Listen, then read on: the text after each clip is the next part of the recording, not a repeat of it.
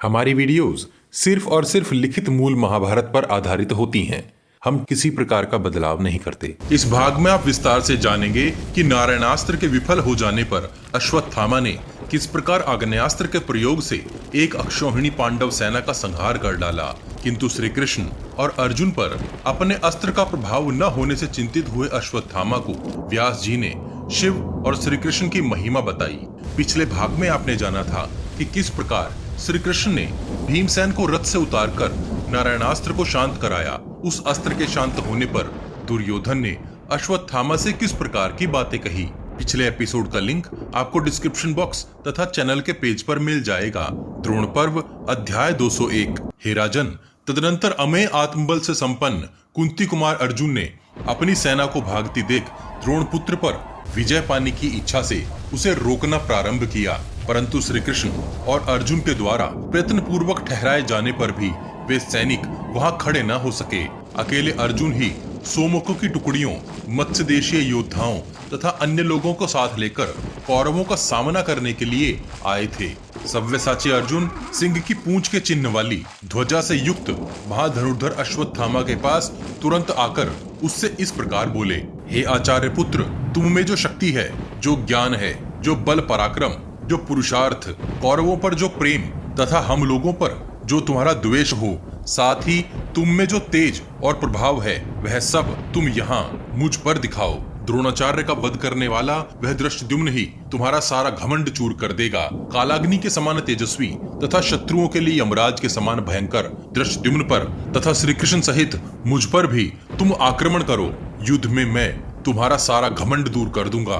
धृतराष्ट्र ने पूछा, हे संजय, आचार्य पुत्र अश्वत्थामा बलवान और सम्मान के योग्य है। उसका अर्जुन पर प्रेम है और वह महात्मा अर्जुन को भी प्रिय है। अर्जुन का उसके प्रति ऐसा कठोर वचन पहले कभी नहीं सुना गया है। फिर उस दिन कुंती कुमार अर्जुन ने अपने मित्र के प्रति वैसी कठोर बात भला क्यों कही? संजय बोले, हे राजन, चेदी देश के युवराज, कौरव वृद्धछत्र तथा बाणों के प्रयोग में कुशल मालवराज सुदर्शन के मारे जाने पर, धृष्टद्युम्न, सात्यकी और भीमसेन के परास्त हो जाने पर अर्जुन के मन में बड़ा कष्ट हुआ था। इसके सिवा युधिष्ठिर के उन व्यंग वचनों से उनके मर्म स्थल में बड़ी चोट पहुंची थी और पहले के दुखों का स्मरण करके भी उनका हृदय विचलित था। अतः इतने अधिक खेद के कारण अर्जुन के मन में अभूतपूर्व क्रोध जाग उठा। इसीलिए माननीय आचार्य पुत्र अश्वत्थामा के प्रति जो कठोर वचन सुनने के योग्य नहीं थे, अर्जुन ने किसी कायर मनुष्य को कही जाने वाली अप्रिय और कठोर बातें कह डाली। हे राजन, जब अर्जुन ने मर्म स्थानों को विदीर्ण कर देने वाली वाणी द्वारा उससे ऐसी कठोर बातें कह दी, तब श्रेष्ठ महाधनुर्धर अश्वत्थामा क्रोध से भरकर लंबी सांसें लेने लगा। उस समय द्रोण पुत्र को अर्जुन और श्री कृष्ण पर बहुत अधिक क्रोध हुआ। उस पराक्रमी वीर ने रथ पर खड़े हो आचमन करके आग्नेयास्त्र हाथ में लिया, जो देवताओं के लिए भी अत्यंत दुर्लभ था। फिर धूम रहित अग्नि के समान उस तेजस्वी बाण को अभिमंत्रित करके क्रोधावेश से युक्त हो उसे प्रत्यक्ष और परोक्ष अर्थात दिखाई देने वाले और न दिखाई देने वाले शत्रुओं पर चला दिया। फिर तो आकाश में बाणों की भयंकर वर्षा होने लगी और सब ओर फैली हुई अग्नि की लपटें अर्जुन पर ही टूट पड़ी। वहां आकाश से उल्काएं गिरने लगी, दिशाओं का प्रकाश लुप्त हो गया और उस सेना में सहसा भयानक अंधकार उतर आया। अत्यंत गर्म पवन चलने लगी और सूर्य का ताप क्षीण हो गया। संपूर्ण दिशाओं में कांव कांव करके कौए भयानक कोलाहल मचाने लगे और मेघ आकाश में गरजने लगे। समस्त पशु पक्षी चीत्कार करने लगे। उत्तम व्रत का पालन करने वाले शुद्ध चित्त साधु पुरुष भी अत्यंत अशांत हो उठे। वहां संपूर्ण महाभूत मानो चक्कर काट रहे थे। तीनों लोकों के प्राणी ज्वर अर्थात बुखार के समान संतप्त हो उठे थे। पृथ्वी पर पड़े रहने वाले नाग भी उस अस्त्र के तेज से संतप्त हो उस भयंकर अग्नि से छुटकारा पाने के लिए फुफकारते हुए उछलने लगे। हे राजन, जलाशय भी तप गए थे, जिससे दग्ध होने वाले जलचर प्राणियों को भी शांति नहीं मिल पाती थी। दिशा विदिशा आकाश सब ओर से छोटे बड़े नाना प्रकार के बाणों की वर्षा होने लगी। वे सभी बाण गरुड़ और वायु के समान वेगशाली थे। उन वेगशाली बाणों से घायल हुए शत्रु सैनिक आग के जलाए हुए वृक्षों के समान दग्ध होकर भूमि पर गिरने लगे।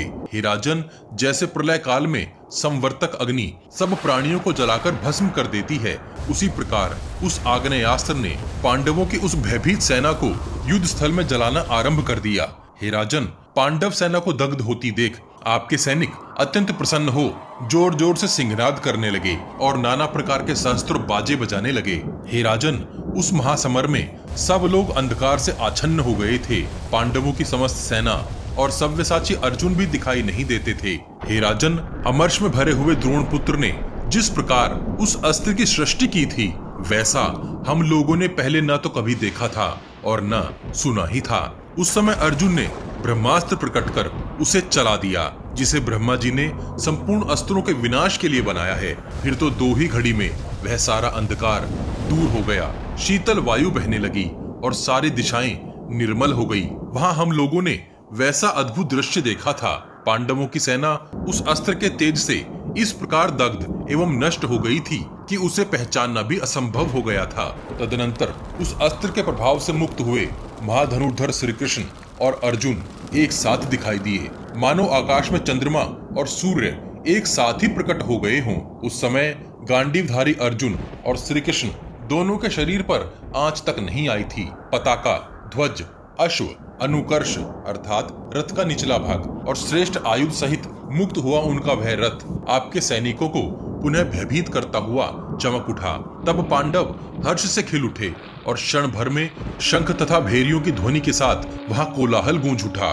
श्री कृष्ण और अर्जुन के संबंध में उन दोनों ही सेनाओं को यह विश्वास हो गया था कि उस घोर अग्नि में वे मारे गए हैं। फिर उन दोनों को एक साथ वेगपूर्वक निकट आया देख सबको बड़ी प्रसन्नता हुई। वे दोनों वीर आनंद मग्न हो अपने उत्तम शंख बजाने लगे। कुंती के पुत्रों को प्रसन्न देखकर आपके पुत्रों के मन में बड़ी व्यथा हुई। हे राजन, महात्मा श्री कृष्ण और अर्जुन को आग्नेयास्त्र से मुक्त देख अश्वत्थामा को बड़ा दुख हुआ। वह 2 घड़ी तक इसी चिंता में डूबा रहा कि यह क्या हो गया। हे राजन, चिंता और शोक में मग्न होकर कुछ देर तक विचार करने के पश्चात अश्वत्थामा का मन उदास हो गया। द्रोण कुमार धनुष त्याग कर रथ से कूद पड़ा और धिक्कार है, यह सब मिथ्या है, ये सब अस्त्र व्यर्थ हैं, ऐसा कहकर वह रणभूमि से वेग पूर्वक चला गया। इतने में ही उसे मेघ के समान श्याम कांति वाले वेद और सरस्वती के आवास स्थान तथा समस्त वेदों का विस्तार करने वाले पाप शून्य महर्षि व्यास वहां दिखाई दिए। कुरुकुल के श्रेष्ठ पुरुष महर्षि व्यास को सामने खड़ा देख द्रोण कुमार का गला आंसुओं से भर गया। उसने अत्यंत दीन भाव से प्रणाम करके उनसे इस प्रकार पूछा, हे महर्षि, यह सब माया है या देवेच्छा? मेरी समझ में नहीं आ रहा कि यह सब क्या है। मेरा अस्त्र झूठा कैसे हो गया? मुझसे कौन सी गलती हुई है? इस आग्नेयास्त्र के प्रभाव में कोई उलटफेर हो गया है अथवा संपूर्ण लोकों का पराभाव अर्थात तिरस्कार हो गया है, जिससे ये दोनों कृष्ण अर्थात अर्जुन और श्री कृष्ण जीवित बच गए हैं। निश्चय ही काल का उल्लंघन करना अत्यंत कठिन है। मेरे द्वारा प्रयोग किए हुए अस्त्र को असुर, गंधर्व, पिशाच, राक्षस, सर्प, यक्ष, पक्षी और मनुष्य किसी तरह भी व्यर्थ नहीं कर सकते थे। तो भी यह प्रज्वलित अस्त्र केवल एक अक्षौहिणी सेना को भस्म कर शांत हो गया। मैंने तो अत्यंत भयंकर एवं सर्वसंहारक अस्त्र का प्रयोग किया था, फिर उसने किस कारण से श्री कृष्ण और अर्जुन का वध नहीं किया? हे भगवान, हे महामुने, मैंने जो आपसे यह प्रश्न किया है इसका मुझे यथार्थ उत्तर दीजिए। मैं इस विषय में सब कुछ ठीक ठीक सुनना चाहता हूँ। व्यास जी बोले, तू जिसके संबंध में आश्चर्य के साथ प्रश्न कर रहा है उस महत्वपूर्ण विषय को मैं तुझसे कहता हूँ। तू अपने मन को एकाग्र करके सब कुछ भली प्रकार सुन। जो हमारे पूर्वजों के भी पूर्वज भगवान नारायण हैं, वे ही आदिदेव जगन्नाथ, लोककर्ता और स्वयं ही सब कुछ करने में समर्थ हैं। वे संपूर्ण जगत के आदि कारण तथा स्वयं आदि और अंत से रहित हैं। अपनी मर्यादा से कभी न डिगने के कारण वे अच्युत कहलाते हैं। श्रुतियां और महर्षिगण उन्हीं के तत्वों का विवेचन करते हैं। अतः उन जगदीश्वर को समस्त प्राणी मन से भी जीतने में असमर्थ हैं। वे विश्व के निर्माता भगवान एक समय किसी विशेष कार्य के लिए धर्म के पुत्र के रूप में अवतीर्ण हुए थे। अग्नि और सूर्य के समान महातेजस्वी उन भगवान नारायण ने हिमालय पर्वत पर रहकर अपनी दोनों भुजाएं ऊपर उठाए हुए बड़ी घोर तपस्या की थी। उन कमल नयन श्री हरि ने 66,000 वर्षों तक केवल वायु पीकर उन दिनों अपने शरीर को सुखाया। तदनंतर उससे दुगने काल तक फिर भारी तपस्या करके उन्होंने अपने तेज से पृथ्वी और आकाश के बीच के आकाश को भर दिया। उस तपस्या से जब वे साक्षात ब्रह्म स्वरूप में स्थित हो गए, तब उन्हें उन भगवान विश्वेश्वर का दर्शन हुआ जो संपूर्ण विश्व की उत्पत्ति, स्थान और जगत के पालक हैं, जिन्हें पराजित करना नितांत कठिन है। संपूर्ण देवता जिनकी स्तुति करते हैं तथा जो सूक्ष्म से भी अत्यंत सूक्ष्म और महान से भी परम महान हैं, वे रू अर्थात दुख को दूर करने के कारण रुद्र कहलाते हैं। ब्रह्मा आदि लोकपालों में सबसे श्रेष्ठ हैं, पापहारी, कल्याण की प्राप्ति कराने वाले तथा जटाजुटधारी हैं। वे ही सबको चेतना प्रदान करते हैं और वे ही स्वाथर अर्थात सदा अपने स्थान पर रहने वाले जगत प्राणियों के परम कारण हैं। उन्हें कहीं कोई रोक नहीं सकता।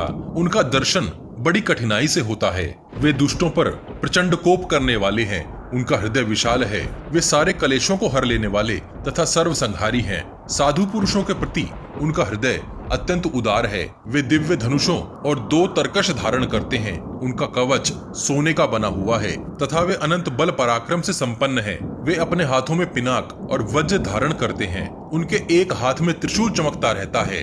वे फरसा, गदा और लंबी तलवार लिए रहते हैं। मूसल, परिघ और दंड भी उनके हाथों की शोभा बढ़ाते हैं। उनकी अंग कांति उज्जवल है।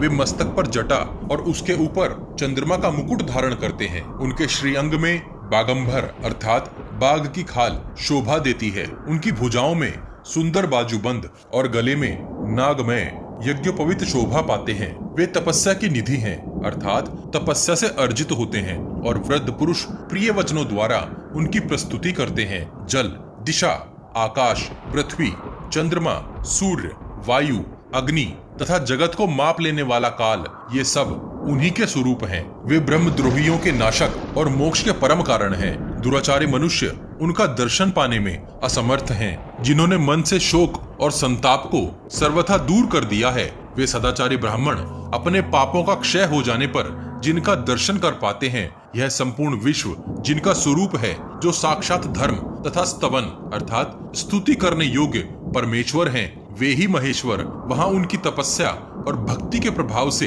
प्रकट हो गए तथा तपस्वी नारायण ने उनका दर्शन किया। उनका दर्शन करके मन, वाणी, बुद्धि और शरीर के साथ ही उनकी अंतरात्मा हर्ष से खिल उठी। उन भगवान वासुदेव ने बड़े आनंद का अनुभव किया। रुद्राक्ष की माला से विभूषित तथा तेज की परम निधि रूप उन विश्व विधाता का दर्शन करके भगवान नारायण ने उनकी वंदना की। वे वरदायक प्रभु हृष्ट पुष्ट एवं मनोहर अंगों वाली पार्वती देवी के साथ क्रीड़ा करते हुए वहां पधारे थे।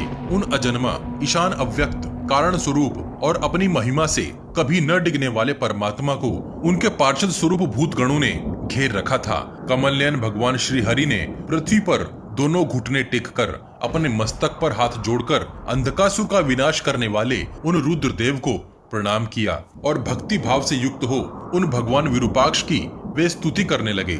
श्री नारायण बोले, हे सर्वश्रेष्ठ आदिदेव, जिन्होंने इस पृथ्वी में समाकर आपकी पुरातन दिव्य सृष्टि की रक्षा की थी तथा जो इस विश्व की भी रक्षा करने वाले हैं, उन संपूर्ण प्राणियों की सृष्टि करने वाले प्रजापति गण भी आपसे ही उत्पन्न हुए हैं। देवता, असुर, नाग, राक्षस, पिशाच, मनुष्य, गरुड़ आदि पक्षी, गंधर्व तथा यक्ष आदि जो पृथक पृथक प्राणियों के विभिन्न समुदाय हैं, उन सबको हम आपसे ही उत्पन्न हुआ मानते हैं। इसी प्रकार इंद्र, यम, वरुण और कुबेर का पद, पितरों का लोक तथा विश्वकर्मा की सुंदर शिल्पकला आदि का आविर्भाव अर्थात प्राकट्य भी आपसे ही हुआ है। शब्द और आकाश, स्पर्श और वायु, रूप और तेज, रस और जल तथा गंध और पृथ्वी की उत्पत्ति भी आपसे ही हुई है। काल, ब्रह्म, वेद, ब्राह्मण तथा यह सब संपूर्ण चराचर जगत भी आपसे ही उत्पन्न हुआ है। जैसे जल से उसकी बूंदें अलग हो जाती हैं और क्षीण होने पर काल चक्र से वे पुनः जल में मिलकर उसके साथ एक रूप हो जाती हैं, उसी प्रकार संपूर्ण भूत आपसे ही उत्पन्न होते हैं और आप में ही लीन हो जाते हैं। ऐसा जानने वाला विद्वान पुरुष आपका सायुज्य प्राप्त कर लेता है अर्थात आपको प्राप्त होता है। हे देव, आपने ही मानस रूप वृक्ष पर बैठने वाले जीव तथा ईश्वर रूप 2 पक्षी बनाए हैं। 4 वेद तथा बहुत सी शाखाओं से युक्त सप्तलोक स्वरूप अर्थात 5 तत्व, मन और बुद्धि, जो इस जगत के फल भोगने वाले 10 इंद्रियों वाले शरीर अर्थात 5 ज्ञानेंद्रियां और 5 कामेंद्रियां को आप ही रचते हैं, फिर भी आप स्वयं इन सब से परे रहते हैं। भूत, वर्तमान, भविष्य काल ये सब आपके ही स्वरूप हैं। मैं आपका भजन करने वाला भक्त हूँ। आप मुझे अपनाइए तथा मेरे मन द्वारा मेरा नाश करने वाली वस्तुओं को उत्पन्न करके मेरा नाश न कीजिए। आप जीवात्मा से अभिन्न हैं तथा अनुभव किए जाने वाली सबकी आत्मा आप ही हैं। ऐसा जानने वाला विद्वान पुरुष विशुद्ध ब्रह्म भाव को प्राप्त होता है। हे देववर्य, मैंने आपके साक्षात्कार की शुभ इच्छा लेकर यह स्तवन अर्थात स्तुति की है। स्तुति के सर्वथा योग्य आप परमेश्वर का मैं चिरकाल से अन्वेषण कर रहा था। आप अपनी माया को दूर कीजिए और मुझे अभिष्ट दुर्लभ वर प्रदान कीजिए। व्यास जी आगे बोले, हे द्रोण कुमार, नारायण के इस प्रकार स्तुति करने पर अचित्य स्वरूप पिनाकधारी नीलकंठ भगवान शिव ने वर पाने के सर्वथा योग्य उन देव प्रधान नारायण को बहुत से वर दिए। श्री शंकर जी बोले, हे नारायण, तुम मेरे कृपा प्रसाद से मनुष्यों, देवताओं तथा गंधर्वों से भी असीम बल पराक्रम से संपन्न हो जाओगे। देवता, असुर, बड़े बड़े सर्प, पिशाच, गंधर्व, यक्ष, राक्षस, सुपर्ण, नाग तथा समस्त पशु योनि के सिंह, व्याघ्र आदि प्राणी भी तुम्हारा वेग नहीं सह सकेंगे। युद्ध स्थलों में कोई देवता भी तुम्हें जीत नहीं सकेगा। शस्त्र, वज्र, अग्नि, वायु, गीले तथा सूखे पदार्थ और स्थावर अर्थात स्थित एवं जंगम अर्थात चलायमान प्राणी के द्वारा भी कोई मेरी कृपा से किसी प्रकार तुम्हारा अहित नहीं कर सकेगा। तुम समर भूमि में पहुंचने पर मुझसे भी अधिक बलवान हो जाओगे। हे अश्वत्थामा, तुम्हें ज्ञात होना चाहिए, इस प्रकार श्री कृष्ण ने पहले ही भगवान शंकर से ये अनेक वरदान पा लिए हैं। वे ही भगवान नारायण श्री कृष्ण के रूप में अपनी माया से इस संसार को मोहित करते हुए यहाँ विचर रहे हैं। नारायण के ही तप से महामुनि नर प्रकट हुए हैं, जो इन भगवान के ही समान शक्तिशाली हैं। तू अर्जुन को सदा उन्हीं भगवान नर का अवतार समझ। ये दोनों ऋषि अर्थात श्री कृष्ण और अर्जुन प्रमुख देवता ब्रह्मा, विष्णु और रुद्र में से विष्णु स्वरूप हैं और तपस्या में बहुत अधिक बढ़े चढ़े हैं। ये लोगों को धर्म मर्यादा में रखकर उनकी रक्षा के लिए युग युग में अवतार ग्रहण करते हैं। हे महामते अश्वत्थामा, तू भी भगवान नारायण के ही समान ज्ञानवान होकर उनके ही जैसे सत्कर्म तथा बड़ी भारी तपस्या कर उनके प्रभाव से पूर्ण तेज और क्रोध धारण करने वाला रुद्र भक्त हुआ था और संपूर्ण जगत को शंकर में जानकर उन्हें प्रसन्न करने की इच्छा से तूने नाना प्रकार के कठोर नियमों का पालन करते हुए पूर्व काल में अपने शरीर को दुर्बल कर डाला था। हे मानद, तूने यहाँ परम पुरुष भगवान शंकर के उज्जवल विग्रह की स्थापना करके होम, जप और उपहार द्वारा पूर्व जन्म में उनकी आराधना की थी। हे विद्वन, इस प्रकार पूर्व जन्म के शरीर में तुझसे पूजित होकर भगवान शंकर बड़े प्रसन्न हुए थे और उन्होंने तुझे बहुत से मनोवांछित वर प्रदान किए थे। नर और नारायण ने शिवलिंग में तथा तूने प्रतिमा में प्रत्येक युग में महादेव जी की आराधना की है। जो भगवान शंकर को सर्वस्वरूप जानकर शिवलिंग में उनकी पूजा करता है, उसमें आत्मयोग तथा शास्त्र योग प्रतिष्ठित होता है। ये श्री कृष्ण भगवान शंकर के भक्त हैं और उन्हीं से प्रकट हुए हैं। अतः यज्ञों द्वारा सनातन पुरुष श्री कृष्ण की ही आराधना करनी चाहिए। जो भगवान शिव के लिंग को संपूर्ण भूतों की उत्पत्ति का स्थान जानकर उसकी पूजा करता है, उस पर भगवान शंकर अधिक प्रेम करते हैं। संजय बोले, हे राजन, व्यास जी की यह बात सुनकर द्रोणपुत्र महारथी अश्वत्थामा ने मन ही मन भगवान शंकर को प्रणाम किया और श्री कृष्ण की भी महत्ता स्वीकार कर ली। ये सब सुनकर उसके शरीर में रोमांच हो आया। उसने विनीत भाव से महर्षि व्यास जी को प्रणाम किया और अपनी सेना की ओर देखकर लौटने की आज्ञा दे दी। हे राजन, तदनंतर युद्ध स्थल में द्रोणाचार्य के मारे जाने के बाद पांडवों तथा दीन कौरवों की सेनाएं अपने अपने शिविर की ओर चल दी। इस प्रकार वेदों के पारंगत विद्वान द्रोणाचार्य 5 दिनों तक युद्ध तथा शत्रु सेना का संहार करके ब्रह्मलोक को चले गए थे। द्रोण पर्व का 201वां अध्याय यहीं समाप्त होता है। अगले भाग में जानेंगे कि अश्वत्थामा को दर्शन देने के पश्चात व्यास जी ने अर्जुन को किस प्रकार शिव जी की महिमा के विषय में बताया।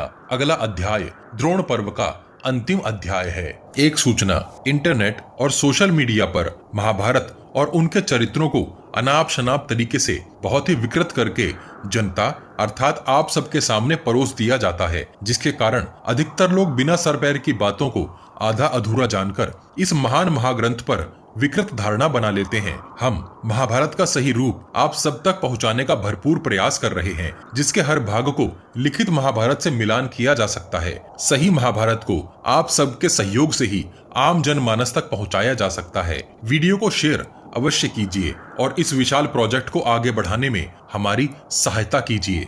इस विशाल ग्रंथ महाभारत को शीघ्रता से समेटने के लिए हम ग्राफिक्स के साथ पॉडकास्ट का सहारा भी ले रहे हैं, ताकि आप तक कुछ जल्दी से महाभारत का सही रूप पहुंचाया जा सके। आपको हमारा प्रयास कैसा लग रहा है? कृपया कमेंट बॉक्स में कमेंट करके हमें जरूर बताइए। पिछले सभी भाग आपको हमारे चैनल के पेज पर और इस वीडियो के डिस्क्रिप्शन बॉक्स में भी मिल जाएंगे। हम हर सीरीज की एक प्लेलिस्ट भी बनाते हैं। उम्मीद है आप हमारी वीडियोस अपने उन दोस्तों को शेयर जरूर करते होंगे जो महाभारत का सही रूप समझना और जानना चाहते हैं। आपके हर शेयर से हमारा मनोबल बढ़ता है। अपने प्रियजनों तक यह ज्ञान पहुंचाने के लिए वॉच गॉड चैनल को सब्सक्राइब और शेयर करना मत भूलिए। सब्सक्राइब बटन के बगल में बनी छोटी सी घंटी भी बजा दीजिए। जय श्री कृष्ण। हर हर महादेव।